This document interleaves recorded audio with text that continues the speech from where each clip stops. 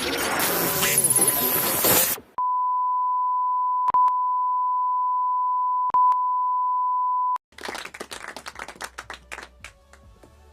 evening.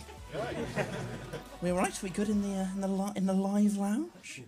I'm not going to call it the Lols Lounge. I hope that's all right with all of you guys. I've got very few principles in this life, but that's one of them. Also, because we're in the live lounge, we're amongst musical history. This is the very room in which the Kooks covered Foster the People's Pumped Up Kicks. If you can imagine such a thing.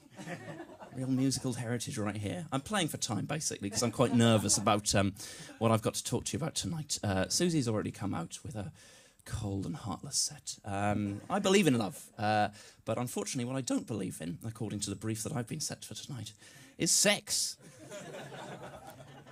I'm here to discuss that thorny issue. Have we all dipped our toe in the... We've all tried.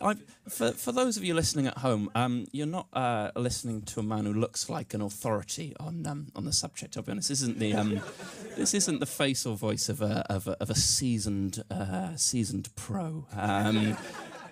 Me coming into pass judgment on sex is very much like inviting Van Gogh round to check out your new surround sound speakers. But I'll give it my best shot. I was fairly sort of. I've heard a lot about sex as a teenager. People were always talking about it, and I saw a few vids. I felt very much about it the same way I felt about swing ball and heavy metal, a mixture of bafflement and fear. Mainly because I'm sure you heard as a teenager, remember hearing people first talking about sex. You're saying, have you heard about this cool thing all the cool kids are doing now? It's clumsy, it's emotionally damaging, it's very messy. Best case scenario, you ruin a duvet. Worst case scenario, you create a life. No thanks. I'll stick to FIFA. No, I wasn't given much of a chance, not much of a chance by my group of friends at school. I was actually bet by my group of friends that I would be the person in the group who would not have sex until after the end of school, which I didn't see as so much of an insult as much of a challenge accepted.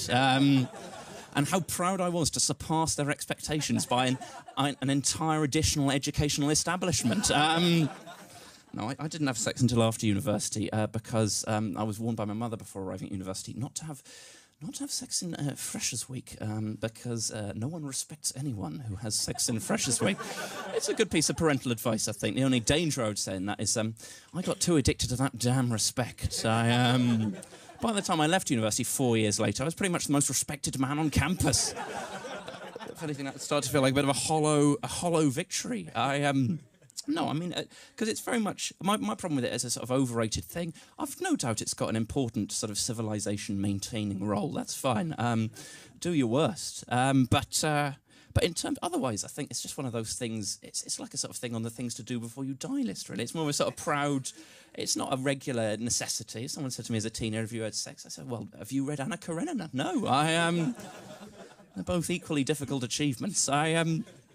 But no, this is a bit disingenuous because I want to say I saw the error of my ways. For the last few months, I've been seeing a woman.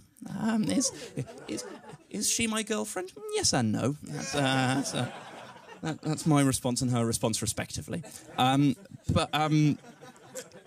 There's been. But it has undeniably happened, and I'm not going to talk about the sex itself. Don't worry, which to be honest has been an ordeal. If you haven't tried, don't believe the hype. Alton Tower's a lot more fun on the internet as well. But there are side benefits, aren't there, in terms of, sort of general pride. I'll run you through probably the best moment so far, which is the first night I went back to hers. We kissed at a party. I don't need to tell you how these things work. You've seen the films. We kissed at a party, and we then shared a taxi from the party, because basically her flat was halfway between the party and my flat. So we thought, drop her. It was a taxi of purely geographical convenience. But she knew my game, and we pulled up outside the party and pulled up outside her flat. Sorry, and she said actually, you can just come up and stay the night here if you want. That's not the exciting bit of the story, Radio 1. The exciting bit of the story is getting to say to the taxi driver, actually, mate, we'll both be getting off here if that's all right. Mixed response to that in the Lols Lounge. That's the greatest moment of my life so far. Take it or leave it. You'd understand more if you could have seen his face. The taxi driver's face reflected back in the wing mirror, the most amazing mixture of emotions. Obvious displeasure at being referred to as mate by a posh child. And some frustration at the loss of earnings. But also, I think, a sort of paternal pride in my achievement. And if anything, I think that would probably prove my point best of all, that sex is overrated because I did not take pride in having sex. I took pride in impressing a taxi driver. That's what I've taken from the experience, and that's what you should too. This has been a shambles, but it's been an absolute honour. Thank you, Phil. Goodbye. Can we please give it up for Ivo the Boffer Graham? Can we just say that? Ivo the Boffer Graham. Yes, loving it. Boffer, boffer, boffer. Well done, Ivo.